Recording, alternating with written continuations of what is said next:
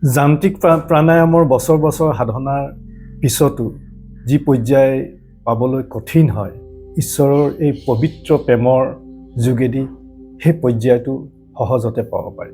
আমি ইন্দ্ৰিয়ৰ ওপৰত নিৰ্ভৰশীল হৈ সেই পবিত্ৰ শক্তিক আমি বহু সময়ত অৱহেলা কৰোঁ। এটা কথা মনত ৰাখিব লাগিব যে আমি ইন্দ্ৰিয়ৰ দ্বাৰা একো সত্যই দেখা নাপাওঁ। ইন্দ্ৰিয় কেৱল জীয়াই থাকিবৰ কাৰণে। আৰু আমি যেতিয়া সেই পবিত্ৰ শক্তি ভগৱানৰ প্ৰতি বা ঈশ্বৰে আপুনি বা মালিক, আপুনি যাৰ প্ৰতিয়ে আপোনাৰ ভক্তি আছে, যাক আৰাধনা কৰে, সেইজনৰ প্ৰতি যদি আপোনাৰ প্ৰেম ভাৱ হয়, তেতিয়া সেই পৰ্যায় সহজতে পাব পাৰি। আৰু একেজন ঈশ্বৰে, একেজন মালিকেই সৰ্বত্ৰ আছে, তেতিয়া সকলো জীৱৰ প্ৰতি প্ৰেম ভাৱ আহে আৰু সেই পৰ্যায় সহজতে পাব পাৰি। বহু সময়ত তেনেকৈ আৰু লাৰুৱা গোপাল ৰখাটো, ঘৰত লাৰুৱা গোপাল ৰখাটো তেনেকুৱা এটা প্ৰেমৰ স্বৰূপ।